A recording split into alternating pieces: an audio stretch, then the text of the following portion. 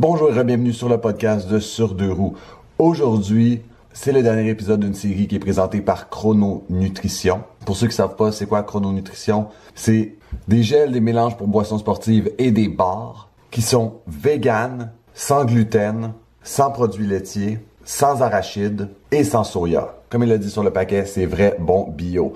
Et grâce à eux, aujourd'hui, on reçoit un athlète qui le commandite, Magali Rochette, afin de parler de nutrition sportive, cyclocross. Bref, on a un épisode complet où elle nous parle aussi de sa carrière en Europe et du mode de vie que ça engendre d'être une coureuse professionnelle de cyclocross. Avant d'aller plus loin, je tiens à vous rappeler qu'on est disponible sur Spotify, Apple Podcasts, Google Podcasts, Amazon Podcasts, bref, à peu près toutes les plateformes de podcast. Si vous n'êtes pas encore abonné, c'est le dernier épisode de la saison et on risque d'avoir un petit spécial off-season. Alors, je vous invite à vous abonner et laisser 5 étoiles afin de nous aider à nous faire découvrir des autres auditeurs. Sur ce, sans plus tarder, allons parler avec Magali.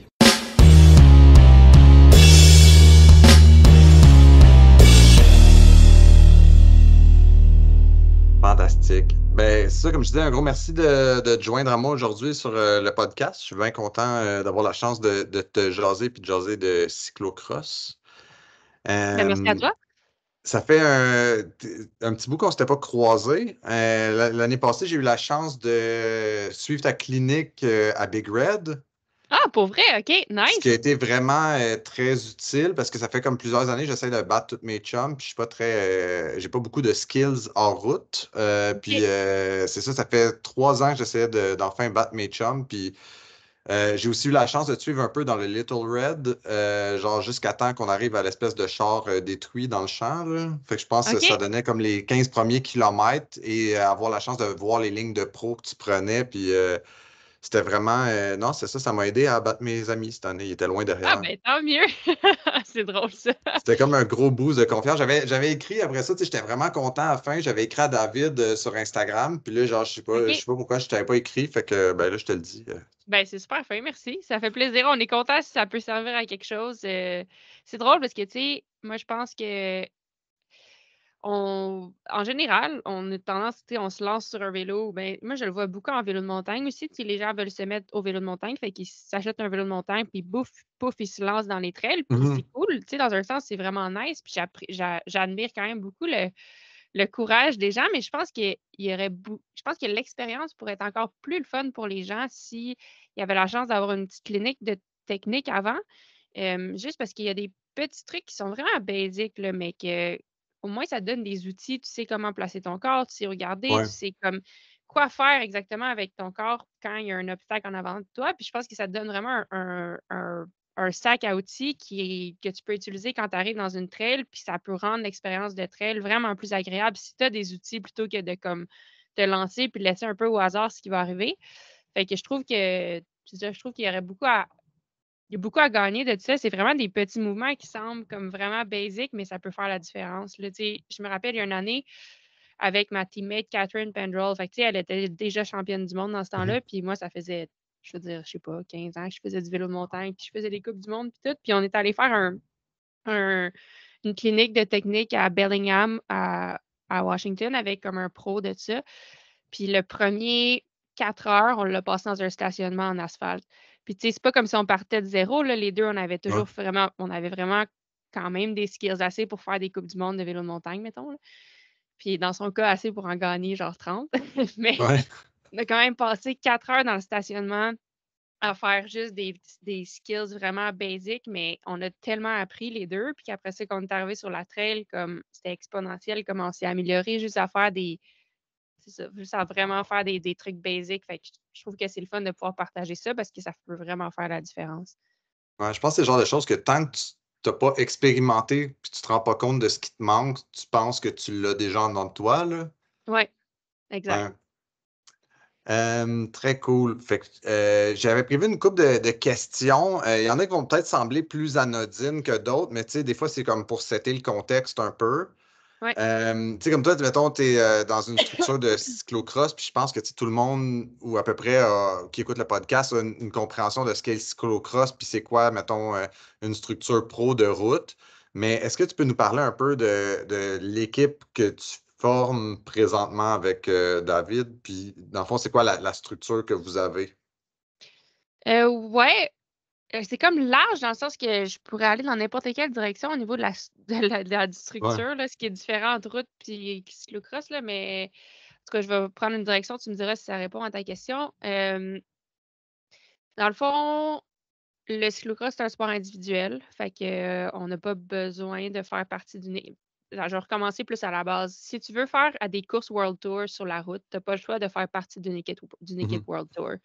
Tandis qu'en cyclocross, si tu veux participer dans les Coupes du monde de cyclocross, il faut que tu aies un certain classement UCI. Fait qu'il faut que tu sois dans les. Je pense qu'il faut que tu sois inscrite faut que tu sois dans les 50 meilleurs au monde pour pouvoir t'inscrire dans une Coupe du monde. Mais tu n'as pas besoin de faire partie d'une équipe World Tour. Fait que tu peux. Moi, ce que j'ai décidé de faire, j'ai fait partie d'une équipe professionnelle de niveau de Coupe du monde pendant plusieurs années en vélo de montagne et en cyclocross. Puis, il y a 5 ans, avec David, on a décidé de partir comme notre propre équipe. Fait que je suis la seule coureuse dans l'équipe, puis David est avec moi. La raison pourquoi on a fait ça, ben, il y avait plusieurs raisons, mais la raison principale, c'est que quand tu fais partie d'une équipe, vraiment, ta job, c'est d'être un coureur, puis c'est tout. Fait que tu t'entraînes, tu te prépares, tu te pointes à l'aéroport avec le billet qui t'a été envoyé, puis tout ce que tu dois faire, puis je ne veux pas le diminuer là, parce que c'est quand même un gros rôle, mais tu dois arriver prêt, faire la course, puis retourner chez toi. Puis c'est super nice parce que ça te permet de vraiment juste te concentrer sur ta préparation et ta performance. Par contre, moi, je suis quelqu'un qui aime quand même avoir une stimulation mentale autre. Fait que pour moi, des fois, je sentais que je devenais peut-être un petit peu paresseuse mentalement, là, dans le sens que j'avais pas, peut-être que c'est pas le bon mot, mais je sentais qu'il me manquait des stimulations mentales. Puis je suis quelqu'un qui aime avoir des projets. Fait qu'à un moment donné, ben, j'ai décidé de partir ma propre équipe avec David. Il y avait d'autres circonstances là, à ce moment-là aussi. L'équipe dans laquelle j'étais, c'était toutes des filles qui étaient un petit peu plus vieilles que moi. Fait que l'équipe arrêtait de faire des Coupes du Monde. Puis moi, ils se mettaient à faire plus le côté nord-américain. Mais moi, j'arrivais à un point où est-ce que justement, je commençais à performer au niveau de la Coupe du Monde. Fait que pour moi, ça fonctionnait. Puis fait que, il y avait comme une coupe d'affaires. Mais bon, c'est ça. Fait qu'on a parti notre équipe. Puis ça fait que c'est comme une petite entreprise, si on veut. Là. Fait que c'est nous qui s'occupent d'aller chercher des commanditaires, de créer des relations de cette façon-là, qui s'occupe de faire notre budget, qui s'occupe de faire tout l'horaire, vraiment 100% de ce qu'une équipe fait. Une équipe qui a plusieurs staffs, plusieurs coureurs, normalement, ça va peut-être être une équipe de 20 personnes qui s'occupe de ça, mais nous, on est juste 2. Fait que c'est un peu ça la structure. L'avantage, c'est qu'il y a beaucoup de flexibilité. Si moi je tombe malade un matin, la seule personne que j'ai à consulter pour dire que je ne vais pas à la course, c'est mon mari. Je dis ah ben David, on ne va pas à la course, je suis malade. Tandis que si tu es dans une équipe, parfois tu peux tomber malade, puis là, ben, tu n'as pas le choix quand même d'y aller parce que c'était toi qui étais désigné de l'équipe pour aller faire telle compétition, etc. Fait que, il y a des avantages et des désavantages, mais pour moi, c'est une structure qui me plaît, puis dans laquelle j'ai du fun, puis dans laquelle, justement, je peux avoir des projets, des fois, avec certains commanditaires, dire OK, on fait tel film ou on fait tel projet ensemble pour tel lancement que vous faites. Puis pour moi, c'est stimulant parce que j'ai l'impression d'apprendre sur d'autres choses que juste le vélo. C'est sûr que ça tourne toujours autour du vélo, mais j'ai l'impression que ça m'aide à développer des outils et des expériences autres dans la vie. C'est ça. Puis pour moi, d'avoir ces autres projets connexes-là, ben, des fois, ça m'aide à mieux performer en vélo, j'ai l'impression, parce que ça devient un petit peu moins comme intense. Puis ça me permet comme d'être plus, je sais pas, d'avoir d'autres outlets. Là, désolée d'utiliser un mot anglais, là, mais d'avoir d'autres outlets pour m'exprimer, si on veut. Ouais, en effet, je pense que ça permet d'être un peu plus entrepreneur, puis comme tu le disais, puis c'est ça, c'est ce qui m'amène sur mon prochain point, c'est que dans le fond, vous devez tout penser, tout réfléchir, puis dans le fond, c'est contrairement, mettons, aux équipes, pour ceux qui nous écoutent présentement à la maison, contrairement aux équipes, vous vivez beaucoup plus la van life qu'embarquer dans un bus, arriver à l'hôtel, avoir le catering d'un chef d'équipe, comme l'espèce de vie que les gens pourraient voir si on été, mettons, dans le back-end, par exemple, des Grands Prix cyclistes ou si on était dans le back-end je sais pas, qui ont regardé la série Netflix. Vous, dans le fond, c'est vraiment à plus petite échelle puis vous organisez tout vous-même. Oui, exact. C'est On ce qui fait pas le van m'amène. life, par Oui. exemple. On fait pas le van life. Oh non? Non, c'est drôle parce que tu me l'as demandé la dernière fois aussi, mais on fait pas de van. On a une van, Mais on OK. fait pas le van life, là. Quand on est en Europe, on loue un VR, mais OK, la OK. raison pourquoi on loue un VR, c'est la plupart des équipes, puis la plupart des coureurs se louent un VR, en fait, là, en OK. cyclocross, parce que c'est souvent des conditions qui sont vraiment difficiles, puis d'avoir comme un endroit, tu sais, on arrive tôt avant la course, il fait souvent froid, il pleut, Mhm. fait que d'avoir un endroit dans lequel tu peux comme te préparer, ben ça aide. Des fois, on dort dedans. Des fois, on part pour une course que c'est, mettons, ben, tu sais, en cyclocross, c'est souvent 2 jours de suite. Fait que des fois, si on part à une Ouais. course qui est comme à 10 heures d'auto, ben, on se rend la veille, on dort dedans, puis là, on dort dans le camper, puis je fais la course le lendemain. Puis après ça, ben, même chose pour la course du lendemain, puis on revient à la maison, mais on n'habite pas à temps plein OK, OK. dans la van ou dans le campeur. OK, OK. Non, ça, je m'étais probablement mal exprimé parce que dans le fond, je suis un gros fan de ton podcast. OK? Puis spécialement des épisodes où David est là pour expliquer la logistique. Parce que genre, je sais pas, tu sais, je trouve ça tellement compliqué, tu sais, pas compliqué votre vie, mais tu sais, mettons, tu sais, la plupart des gens se lèvent puis ont une routine, tandis que vous devez penser à tout puis vous assurer que tout est coché, tu sais, dans une journée. Ouais. Ouais, ouais. Puis, puis c'est ça. Puis là, une année, j'écoutais justement, tu sais, c'était un sur. Je pense que vous vous rendiez au championnat du monde à Tabas, ça. Puis Ouais, c'est possible. c'était ça, c'était comme vous partiez de Belgique. Puis là, Ouais, puis là, vous arrêtiez de dormir en Allemagne. Puis là, ouais. après ça, vous alliez dormir quelque part. Puis là, vous arriviez. Puis là, vous aviez comme juste du jambon, du riz. Oui, oui, Puis OK. une autre affaire. C'est Fait que là, c'est drôle pour ça, que moi, ça dans ma tête, ça faisait fonctionne. vraiment van life, tu sais, parce que tu OK, t'arrives, t'arrêtes quelque part, puis là, tu t'en vas. Tu sais, c'est un peu ça. mais ouais, je comprends, mais on l'utilise un peu pour ça. Mais Ouais. qu'est-ce que je veux dire, c'est qu'on j'imagine que moi, la façon que je vois van life dans ma tête, c'est des gens qui vont habiter vraiment dans leur van pendant des jours et des jours et des Ouais. jours. Nous, non, parce on a trop de choses à traîner. On a un petit chien avec nous la plupart du Ouais. temps. Puis, juste Juste par souci de trouver un confort, des fois, on part en Europe puis on est là pendant 3 4 mois. Ça serait difficile pour moi de performer au plus haut niveau en vivant dans une van. Parce que, tu sais, c'est le fun, Mhm. mais c'est quand même, tu es à l'étroit, tu pas nécessairement de confort, c'est dur de s'étirer, c'est dur de faire le foam roller, etc. Ouais. Fait qu'on n'habite pas dedans en temps plein. La plupart du temps, on se loue une place, mais effectivement, des fois, pour se rendre d'un point à l'autre, ben là, c'est cool d'avoir le campeur parce que au final, pour 1 ou 2 journées, c'est vraiment confortable. Puis il y a quand même un lit, puis il y a une place pour cuisiner. Fait que c'est une des raisons pourquoi on le loue là-bas. Fait que ça nous sauve aussi de louer des hôtels tout le temps. Mhm. Fait que c'est super le fun, puis c'est super pratique pour ça. C'est plus que, dans le fond, on ne vit pas dedans à Ouais. temps plein. Good. Puis, dans le fond, tu sais, comme justement, tu sais, cet épisode-là que je parlais, tu sais, vous allez au championnat du monde, ça amène une certaine complexité. Tu sais, comment tu t'assures, tu sais, en tant qu'athlète, il faut que tu aies vraiment comme les plus hauts standards, tu sais, de récupération, sommeil, je pense à tu sais, la nourriture. Tu sais, comment vous vous assurez que tout ça soit coché? Tu sais, parce que dans le fond, quand t'es sur la route, souvent, tu sais, c'est vraiment plus dur de, s'assurer d'avoir comme tous ces nutriments, tu sais, comme de cuisiner, ça devient un peu plus complexe. Tu sais. Avez-vous comme un plan de match? Comment ça fonctionne? Euh, ben, moi, je suis chanceuse d'avoir David, là, parce que c'est lui le champion de la logistique dans notre, dans notre couple, puis il s'en occupe beaucoup plus, là. Moi, ça me permet d'avoir un petit peu plus de lousse, puis de surtout faire. Tu sais, souvent, il me dit qu'il fait ce que toi, tu as à faire, puis moi, je m'occupe du reste. Fait que moi, ça me permet de vraiment focusser sur OK, ma préparation pour la course, mes entraînements, ma récup, etc.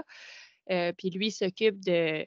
C'est souvent lui qui voit d'avance, OK, ben, OK, dans 2 semaines, il y a tel trip qui s'en vient. Puis c'est tout le temps comme on vit tout le temps 2 3 semaines à l'avance parce qu'on est en train de faire quelque chose, mais il est tout le temps en train de planifier qu'est-ce qui va venir 2 3 semaines à l'avance parce qu'il y a, tu sais, quand on est là-bas, ben, il y a quelque chose à chaque semaine, là.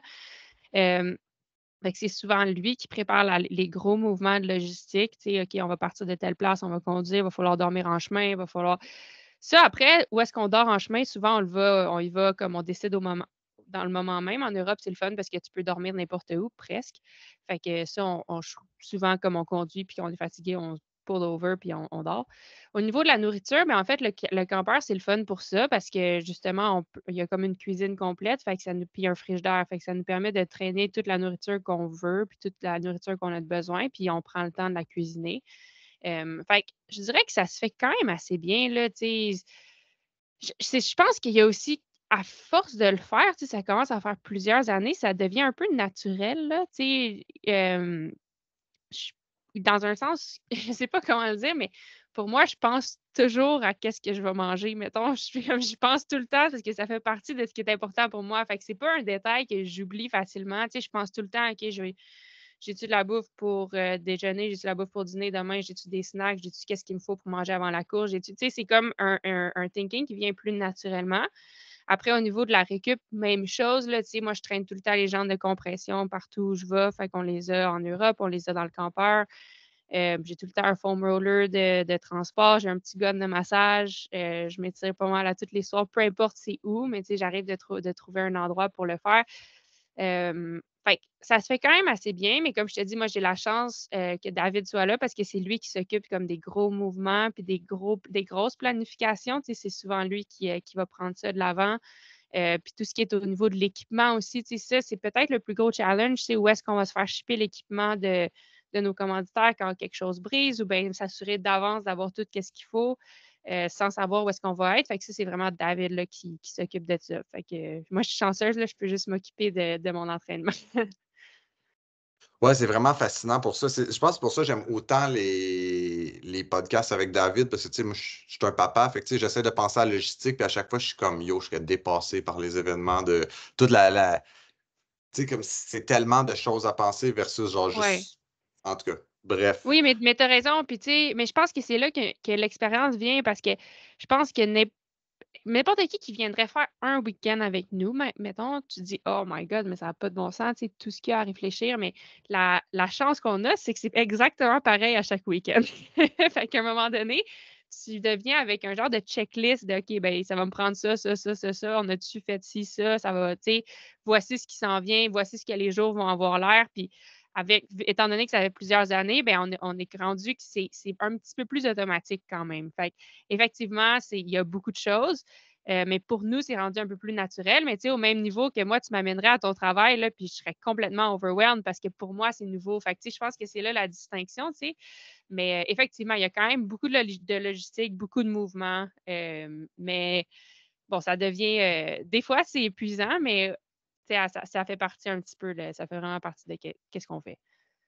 Ça ressemble à quoi, mettons, une journée de course? Parce que dans le fond, toi, ta course, ça dure 1 heure environ? Ouais, OK. Fait que ça ouais. ressemble à quoi, mettons, la journée typique de course? Oui, journée typique, ben, je vais prendre une course qui est en Europe. Mhm. Souvent, nous, notre base camp, l'endroit où on loue une maison pour les quelques mois qu'on est là-bas, c'est aux Pays-Bas, mais vraiment, vraiment proche de la Belgique, mais aux Pays-Bas. Fait que, mettons que c'est une course qui est en Belgique. Disons que c'est 2 heures de route pour se rendre là. C'est à peu près ça d'habitude. Fait qu'on se réveille quand même tôt. Je déjeune, je fais des petits mouvements. Souvent, on sort Mia, notre petit chien, là, on la sort marcher un petit peu rapidement. Après ça, moi, je fais mes petits movement prep. On rentre dans le campeur, on conduit 2 heures. Moi, je vais arriver à la course 3 heures et demie d'avance environ. Euh, Quand on arrive, je vais chercher mes numéros. Euh, Après ça, souvent, je me change. Puis là, ben, il y a un certain moment où est-ce qu'on peut aller voir le parcours. Parce que c'est pas, tu sais, souvent, je vais voir le parcours le jour même. Là, je ne l'ai pas vu d'avance. Fait qu'on arrive là-bas, je vais faire un tour ou deux de parcours pour voir ça a l'air de quoi, les conditions. Puis là, ben, dans ce tour-là, il se passe pas mal d'affaires, là. Tu sais, des fois, ça peut prendre peut-être 40 minutes, 45 minutes. On fait plusieurs tours, puis tu sais, c'est comme là que je décide un peu l'équipement que je vais utiliser. Fait que quel pneu. Fait que David est là aussi dans le pit zone avec moi, puis lui, il a mon autre vélo, puis on discute, OK, quel genre d'équipement je vais prendre, de quoi la course ça va avoir l'air. Fait qu'on parle un petit peu de ça. Après ça, je retourne au campeur. Souvent, je suis pleine de boîtes, fait que je me lave. Ben, je me lave pas, mais comme je me vide, j'enlève tout mon linge plein de boîtes. J'ai comme un petit système pour ça. Pendant ce temps-là, David s'occupe de nos vélos. Là, d'habitude, il reste à peu près 1 heure et demie, 2 heures avant la course. Fait que souvent, je vais manger un petit peu. C'est pas un dîner, là, mais je vais manger un peu. Euh, Après ça, je prépare toutes mes affaires que je vais avoir besoin pour le warm-up. Des fois, j'ai genre un 15 minutes que je peux relaxer. Fait que j'écoute de la musique dans le campeur, puis je relaxe. Puis après ça, ben, c'est le temps que je me réhabille avec mon skin suit, puis que je vais faire mon warm-up. Fait que là, je fais un warm-up de 20, à peu près 25 minutes. Après ça, je rentre dans le campeur encore. Euh, Là, je m'habille pour vrai. Là, je mets mon top de skin suit. Je mets mon casque, je prends un gel, je m'en vais au départ. Là, on a comme 15 minutes. J'arrive tout le temps au départ après 15 minutes d'avance. Puis là, on se fait caller up. Puis là, ben, la course, à part. Fait que c'est à peu près ça. Puis après ça, ben, une fois que la course est finie, je retourne au campeur. Je me rechange. Je fais un cool down sur le rouleau. Pendant ce temps-là, David, il lave les vélos. Puis après ça, ben là, je mange. Puis après ça, ben, on rembarque dans le campeur, on conduit 2 heures. Quand on arrive là-bas, on ressort le petit chien. Puis là, ben, souvent, ben, c'est l'heure de se coucher. Fait que c'est à peu près ça. Fait que la course n'est pas si longue que ça, mais ça prend quand même toute la journée. Ah, c'est des bonnes journées, puis ça doit être extrêmement éreintant pour vous deux, là, parce que tu sais, t'as le travel avant, t'as la course, t'as le travel après, puis non, ça doit être épuisant. Ouais, c'est des grosses journées. Mais moi, une des choses que j'aime faire, là, c'est que j'écris tout le temps mon horaire d'avance. Fait que à la minute près, là, genre, fait que ça fait que j'ai pas, ça me libère vraiment le cerveau. J'ai pas besoin de réfléchir parce que tout a été réfléchi d'avance. Fait que je me l'écris sur mon cell dans les notes, là, puis tout est écrit. Fait que, mettons, à 12h15, je vais m'en dire du griot. À 10h30, je vais faire ça. À 10h36, je vais faire ça. Fait que tout est vraiment écrit. Fait que comme ça, parce que tu sais, le jour d'une course, veux pas, moi, j'ai un petit stress, puis j'ai envie que toute mon énergie mentale soit dirigée à penser vers la course, puis à comment je vais performer le mieux possible, quel tournant est important, où est-ce que je vais devoir faire telle affaire. Fait que si je suis tout le temps en train de penser, OK, qu'est-ce qu'il faut que je fasse en ce moment, tu sais, j'ai-tu mangé, j'ai-tu fait ci, j'ai-tu fait ça, ça devient beaucoup stressant, puis ça rajoute comme une charge mentale. Fait que moi, depuis quelques années, c'est ça que j'ai fait. J'écris comme vraiment là, chacune des étapes de ce que je vais faire. Puis ça devient facile parce que c'est pareil de jour après jour, presque. Là. Mais c'est ça, c'est un petit truc que j'ai développé qui me libère vraiment la tête. Puis je le partage toujours avec David. Comme ça, on est vraiment sur la même page. Comme à telle heure, je vais avoir besoin de mon vélo. Fait que là, lui, il se fait son propre horaire de son côté. Fait que ouais, ça fait des journées qui sont quand même. C'est drôle parce que, tu sais, on se dit, ah, c'est juste une heure, mais au final, ça prend vraiment toute la journée. Non, c'est hallucinant. Je m'attendais pas à ce que ce soit aussi prenant, pareil, dans une journée. Ouais. Ouais. Puis, dans le fond, tu parlais, tu prenais un gel juste avant de partir. Tu sais, ça ressemble à quoi la nutrition pour un effort à bloc d'une heure? Ouais, ben, est-ce que tu veux la journée complète ou vraiment juste la course? Ben, peut-être genre la journée complète, tant qu'à être, si c'est pas trop Ouais, long. ouais, c'est pas trop long, là. Fait que dans le fond, pour le déjeuner, la plupart du temps, je vais prendre 2 œufs avec 2 toasts puis un café.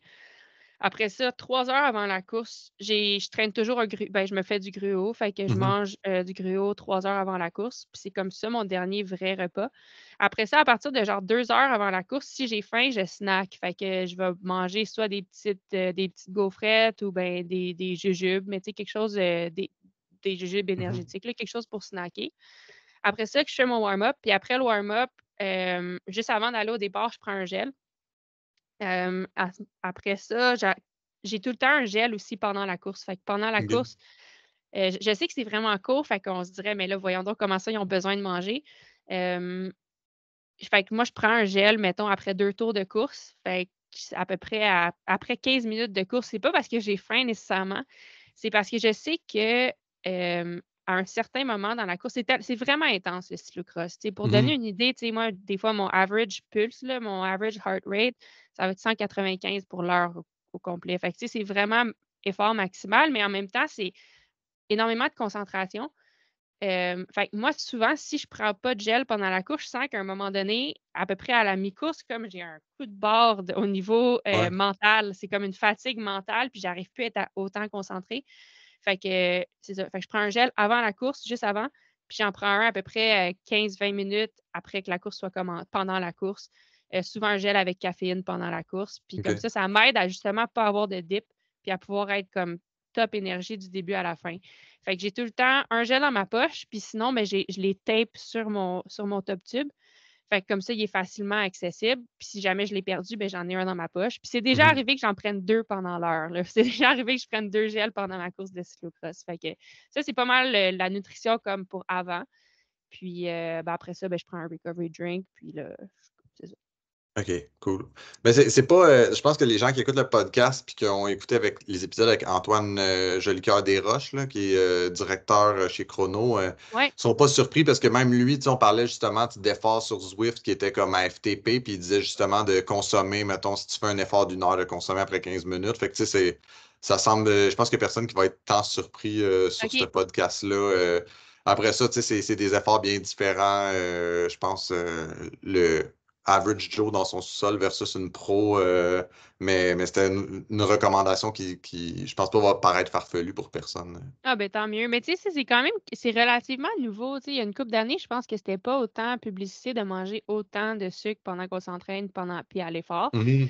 Mais de plus en plus, on le voit, tu sais, puis moi, je le vois vraiment que ça fait la différence. Puis comme je dis, c'est drôle, là, moi, je le vois plus mentalement que physiquement. Puis je sais que ça a un effet physique aussi, mais pour moi, c'est surtout comme mentalement, je le vois que ça m'empêche de vraiment d'avoir un crash, tu sais. Fait que ça me permet de rester comme au top de mes capacités tout le long. Mhm. Euh, Puis ben justement, moi aussi, je travaille avec Chrononutrition. Fait que souvent, mon gel préféré, c'est souvent celui-là tropical, là. Fait que c'est souvent, Ah. avant la course, c'est le tropical que je prends, puis pendant, ça dépend, mais avant la course, comme le tropical, pour moi, ça passe bien. Fait qu'il n'est pas trop sucré, puis on dirait que ça. Parce que tu sais, souvent, tu n'as pas faim, mais tu dois manger quand Mhm. même. Fait que c'est pour ça que j'aime bien celui-là. Très nice. Euh, ah ouais, ça, j'avais une bonne question parce que je sais que tu fais des courses aux States aussi, aux Ouais. États-Unis, puis tu en fais aussi des fois au Canada. Y a-tu une différence d'alimentation, tu sais, dépendant d'où tu vas? Tu sais, y a-tu des places où tu as de la misère à trouver comme des aliments qui faisaient comme plus de sens pour toi ou peu importe l'Europe, les États-Unis, le Canada, tu sais, y a pas de grosse différence alimentaire quand vient le temps de ta planification?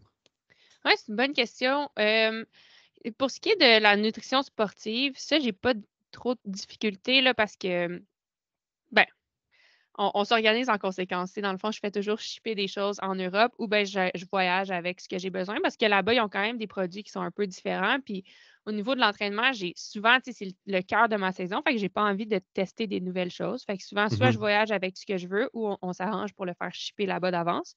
Aux États-Unis, c'est facile d'avoir accès à toutes les mêmes choses que j'utilise ici. Au niveau de la nourriture normale, c'est sûr qu'il y a des différences.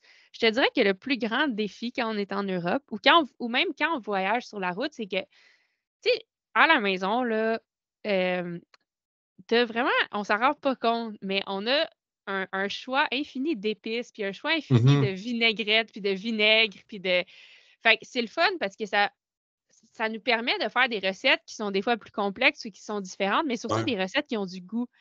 Quand on voyage puis qu'on n'est pas très longtemps à quelque part, souvent, on a juste du sel, mettons. Puis, fait que ça fait qu'après un certain temps, tu te tannes de manger des choses qui goûtent pas beaucoup. Ça fait que Mhm. ça a l'air vraiment niaiseux, mais mettons, moi, j'adore la nourriture, puis j'adore cuisiner, puis David est pareil. Puis des fois, ben, c'est ça qu'on se tanne, comme on n'a pas. Puis tu sais, on veut être responsable aussi avec notre consommation de nourriture. Fait que je veux pas acheter comme des tonnes de vinaigre puis des tonnes d'épices que Mhm. finalement, après 2 semaines, mais je vais juste avoir utilisé un peu de chaque. Fait que souvent, on se prive d'acheter des choses comme ça, puis ça fait que tout ce qu'on mange est comme blend un peu. Ouais. Puis des fois, comme ça, on se tanne vraiment de ça parce qu'on est dit, oh mon Dieu, mais on pourrait manger tellement des bonnes choses. Mais tu sais, c'est vraiment, je veux dire, c'est pas un gros problème, là. À part de ça, on arrive à trouver, je dirais, pas mal tout ce qu'on recherche. Puis tu sais, il y a des choses il y a des produits peut-être qu'on n'a pas, qui n'ont pas là-bas. Mettons, du beurre de pinot, c'est quand même difficile à trouver là-bas. Mhm. Mais leur beurre est vraiment, vraiment meilleur. C'est vraiment plus facile de trouver du bon yogourt là-bas. Fait que, tu sais, il y a des plus et des moins partout. Ouais. Mais au niveau de, tu sais, pour moi, là, ce que j'ai besoin pour les courses, là, pendant, j'ai besoin du gruau, fait que ça, j'en trouve partout. Ouais. Puis pour le repas d'avant-course, pendant vraiment longtemps, j'ai mangé tout le temps la même chose. Puis la raison, je mangeais du riz avec du poulet puis des zucchinis. Puis la raison, c'est que j'avais travaillé avec Alan Murchison, c'est son nom. C'est un chef qui a eu des étoiles Michelin, mais qui s'est retourné comme pour devenir comme un chef de performance, fait qu'un Mhm. nutritionniste performance. Puis, ben, on avait jasé que, tu sais, dans le fond, on se bat pour genre des pourcentages, hein, tu sais, dans les compétitions, puis c'est souvent là, vraiment, vraiment, vraiment, vraiment proche. Fait qu'il dit, tu sais, pourquoi il faut assure-toi que ce que tu manges la veille, ça te cause zéro irritation. Fait que pour t'assurer de ça, c'est du riz, ben je sais que ça cause zéro irritation, tandis que des Mhm. pâtes, ça peut, parce que même si tu n'es pas cœliaque, ça se peut que tu réagisses comme au gluten des pâtes. Le riz, il n'y a pas de Ouais. problème. Du poulet, ben, c'est comme la viande qui se digère le plus facilement, puis tu veux quand Mhm. même avoir des protéines. Puis le zucchini, c'est souvent, c'est vraiment niaiseux, mais c'est parce que moi, j'aime ça quand il y a des légumes. Mais les légumes, c'est plein de fibres. Fait que tu veux Mhm. pas avoir tu vas avoir le moins de fibres possible pour les courses. Fait que le zucchini, c'est le légume qui a le moins de fibres. Mais au moins, ça te donne l'impression d'avoir mangé un légume. Fait que là, t'es content. Fait que je mangeais presque toujours ça. Du riz, poulet, zucchini, sous toutes ces formes, là. Tu sais, des fois, on se tanne, fait qu'on l'a mis sous toutes ces formes. Fait que pour moi, en autant que ces ingrédients-là, j'ai jamais eu de problème. Ouais. Mais là, je t'avoue que je change ma philosophie un petit peu, là, parce que on s'est vraiment tanné de manger ça. Puis la vérité, c'est que j'ai souvent performé avec d'autres choses aussi. Ouais. Puis là, je suis comme dans une phase que j'essaie d'arrêter d'être autant anal avec mes affaires, d'être autant Mhm. intense, puis de me permettre un petit peu plus de flexibilité. Fait qu'on va voir si je mange encore toujours du riz, poulet, zucchini, ou bien si je me permets de changer un peu, là, mais c'est ça. Fait que je sais pas si ça répond à la question, là, mais on Ça arrive à répond, trouver pas mal. ça répond très bien à la question. Puis en effet, sur le podcast, vous aviez vraiment l'air tanné des zucchini. Oh, on était plus capable. On était plus capable. On les a essayés sur toutes les formes, mais c'est ça. Ouais. L'affaire, c'est que tu le manges comme. Souvent, moi, c'était genre le vendredi, le samedi, le dimanche. Mais là, c'est pas long que l'autre vendredi revient, là. Fait que finalement, Ouais. t'as l'impression que tu manges tout le temps la même affaire. Puis, comme je disais, avec zéro autre épice. Fait que ça devient plate vite. Fait que c'est ça, tu sais. Je trouve que. Mais c'est ça le sport, hein, le sport de haut niveau. Comme tu peux suivre à la lettre toutes les recommandations, puis ça peut vraiment bien marcher pour toi ou ça peut vraiment bien marcher pendant un certain moment, mais tu peux aussi devenir fou. Puis tu sais, peut-être que pour toi, la recette, c'est de faire un peu différemment parce que si d'être autant intense dans une direction, ça t'enlève des cartouches mentales parce que c'est comme Mhm. trop difficile mentalement, ben là, peut-être que tu n'auras plus le willpower, la volonté de creuser aussi profond dans la course parce que tu as utilisé toute ta volonté pour manger des zucchinis. Tu sais, tu comprends ce que je veux dire? Fait que Ouais. j'essaie un petit peu de changer parce que moi, je suis quelqu'un qui est vraiment, genre, tu me dis de faire ABC, mais je vais le faire ABC puis à la lettre, puis tu sais, je ne vais jamais dévier de ça, mais des fois, ça ne marche pas. Comme je me suis rendue un petit peu folle à faire ça, fait que j'essaie maintenant d'utiliser plus mon gros bon sens. Tu sais, je ne vais pas manger un Big Mac la veille de la course, mais comme j'ai déjà mangé des croquettes de poulet, puis ça a vraiment bien été. Tu sais, fait que je suis Ouais. comme, j'essaie de me laisser un petit peu de lousse puis de prendre des décisions plutôt que de juste appliquer une règle.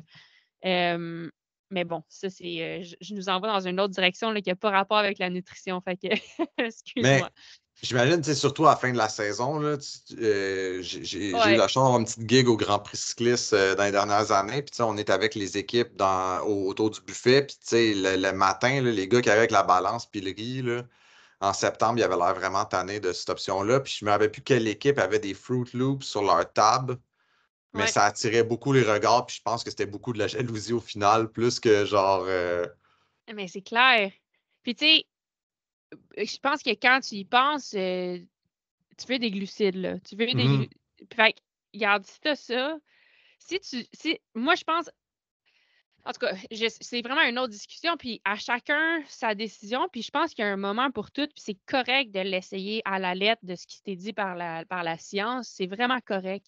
Puis, moi, j'encourage tout le monde à le faire parce que, en tout cas, je suis contente de moi l'avoir fait parce que je vois qu'est-ce qui fonctionne pour moi, je vois qu'est-ce qui fonctionne pas pour moi. Mais c'est ça, à la fin de la journée, si tu es tellement plus capable de manger du riz que ça fait que tu n'en manges pas assez pour ce que tu as de besoin, mhm, ben, tu es peut-être mieux de manger tes Fruit Loops, puis au moins tu sais que tu vas avoir l'énergie qu'il faut, ça va te rendre content, puis peut-être que ça va te donner encore plus de power puis de volonté pour faire l'attaque supplémentaire le lendemain dans la course, ouais. tu sais, parce qu'on n'est pas des robots. On est une personne, puis je pense que il y a tellement de facettes, puis c'est ça qui rend que le sport est autant intéressant, c'est que s'il y avait une recette, puis que tout le monde pouvait la suivre, mais ça serait facile.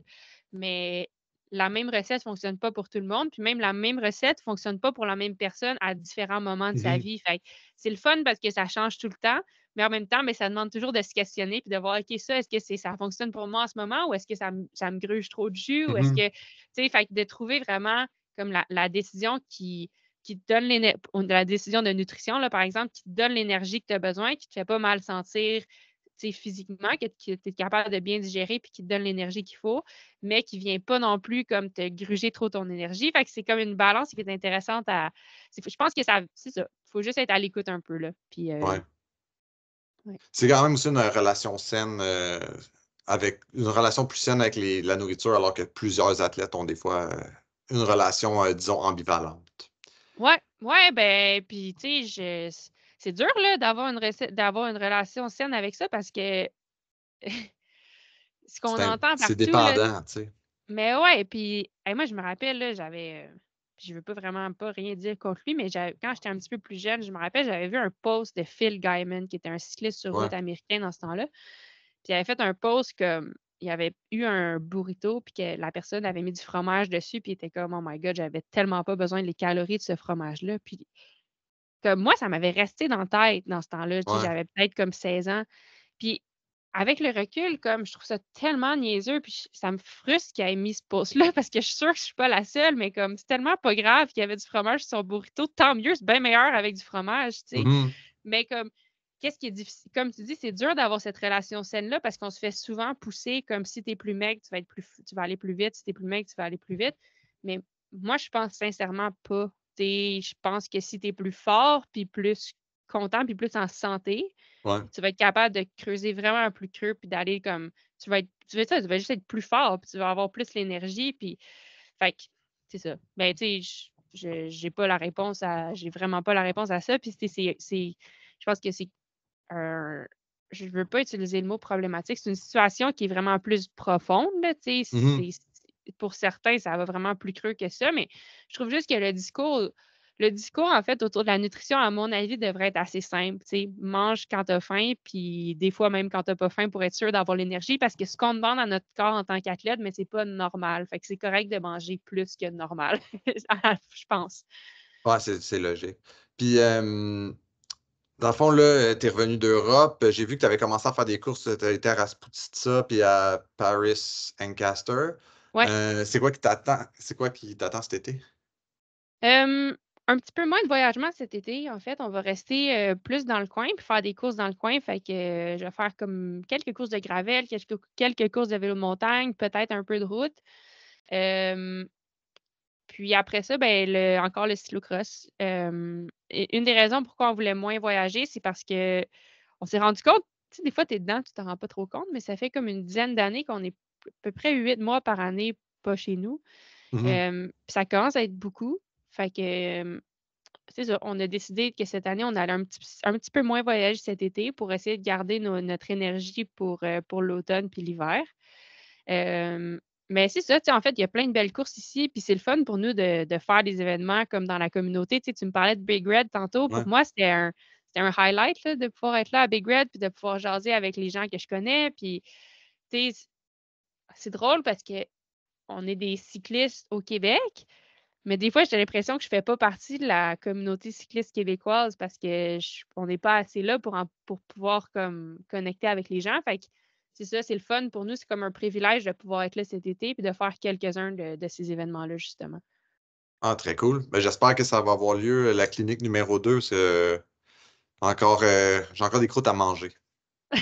Ben, je sais pas, on va voir, là, mais on n'est pas encore rendu à planifier ça, mais j'aimerais ça. Là. Pour moi aussi, ça avait été le fun l'année passée. Fait que c'est ça, j'espère le faire. Puis après, ben, c'est ça, c'est sûr que j'ai encore plein d'objectifs, mais je te dirais que mon plus gros objectif pour 2024, c'est comme essayer d'apprécier un petit peu plus qu'est-ce qu'on a puis qu'est-ce qu'on fait. Tu sais, Mhm. je pense que c'est vraiment une chance, puis vraiment un privilège de pouvoir vivre ce mode de vie-là, puis de pouvoir comme justement poursuivre ce rêve-là que j'ai d'essayer d'être le meilleur que je peux, la meilleure que je peux au monde. Mais des fois, on se permet pas de l'apprécier tant que ça parce qu'on veut toujours plus, tu sais. Ouais. Et tu as accompli quelque chose, puis comme même si tu as accompli ce que tu voulais, tu regardes, OK, comme tu l'oublies vite parce que tu dis, OK, ben what's next? C'est quoi la prochaine affaire? Puis, Mhm. ou même aussi, c'est ça, c'est vraiment difficile d'être satisfait. En fait, tu n'es jamais satisfait, tu veux toujours plus. Puis d'un côté, c'est beau parce que c'est ce qui te permet de. Je pense que c'est ce D'évoluer. qui. Mais ouais, vraiment. Mhm. Mais en même temps, des fois, je pense qu'il y a quelque chose de bien à comme s'arrêter puis apprécier un peu. Puis c'est un peu ça mon objectif parce que je pense que je me suis perdue un petit peu dans les dernières années, puis ça a été vraiment difficile en fait. Mais c'est ça, là, je pense que j'essaie à tous les jours, des fois je rate, mais j'essaie à tous les jours de comme prendre un moment puis comme me dire hey, crème, aujourd'hui, c'était dur, on a roulé 4 heures, mais tabarnouche, c'était vraiment une belle journée. Tu sais, quelle chance de pouvoir avoir utilisé ma journée pour faire ça. Mhm. Mais tu sais, c'est vraiment facile à l'oublier des fois quand ça devient ton quotidien, puis il faut que tu le fasses comme 30 jours en ligne, mettons. Ouais.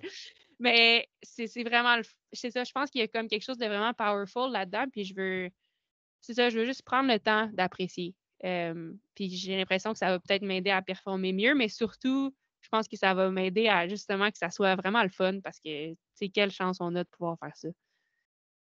C'est sûr, ça a l'air d'être une belle vie vue de l'extérieur. Ouais, oui, c'est vraiment le fun, mais c'est ça, tu sais, des fois, on l'oublie quand tu es dedans Ouais, parce que tu vois justement les côtés négatifs, tu vois la logistique qui est compliquée, tu vois que tu es tanné de manger du riz puis du poulet, ouais. mais dans le fond, tu sais, si je retourne à la petite Mag qui avait 8 ans, c'est exactement ça qu'elle voulait. Fait que, Mhm. tu sais, c'est ça, je trouve juste que c'est important de prendre le moment de l'apprécier. Puis je pense que j'ai oublié dans les dernières années. Fait que c'est un peu ça mon objectif pour 2024. Puis tu sais, ça va venir sur plusieurs formes, là. C'est sûr que j'ai des objectifs de performance aussi, mais tu sais, je pense que si c'est ça, c'est vraiment ça ma ligne directrice. Puis je pense que si j'arrive à bien le faire, mais ça va se transférer en peut-être des résultats, puis surtout comme une belle année, je pense. Très cool. Ben, on te souhaite une très belle année. Ben merci, c'est gentil. Mais toi aussi, je te souhaite de battre tes amis comme tu voulais, comme tu C'est m'as tout ce qui partagé en compte, c'est tout début ce de qui course. compte. Les sprints de pancarte, puis battre mes amis à Big Red, c'est tout. Mais les sprints de pancarte, là, c'est ça qui est le plus fun, hein. Moi, j'en fais full dans mes entraînements. Ouais. Tu sais, puis souvent, c'est ça qui rend la ride vraiment nice. C'est comme souvent, là, je faisais ma base là, d'entraînement, puis on fait tout le temps des sprints à travers ça parce que sinon, ça se perd trop facilement, je trouve. Puis là, j'arrive à 31, fait que je veux pas perdre comme mon punch. Fait que souvent, quand on roule, je fais comme je fais juste rouler là, endurance, puis on se pète des sprints. Mais c'est ça qui est le plus nice parce que souvent, tu sais, tu peux genre pogner ton ami ou je sais pas. Je Ouais. trouve que c'est souvent ça qui rend les rides excitantes. Fait que je suis 100% avec toi, là, les sprints de pancarte, all the way. Très cool. Ben, hey, un gros merci encore pour ton temps. Puis, Ben, merci à toi.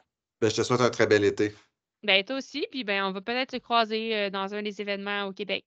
Sans aucun doute. Puis, j'espère pouvoir rencontrer mon héros, David. Monsieur Logistique, mais je suis sûre que tu vas le rencontrer. Il va être là.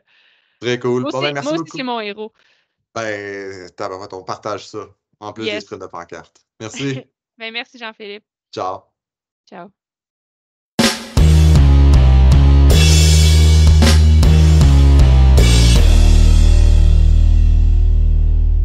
Merci beaucoup d'avoir écouté cet épisode. Ce fut un plaisir de vous avoir parmi nous encore une fois cette semaine. N'oubliez pas d'aller vous abonner si c'est pas encore fait. La saison tire à sa fin et on va avoir des épisodes spéciaux à des moments inattendus cet été. N'oubliez pas non plus de laisser, s'il vous plaît, une évaluation, idéalement 5 étoiles, afin de nous aider à nous faire découvrir. Sur ce, je vous souhaite une bonne saison de vélo. À bientôt.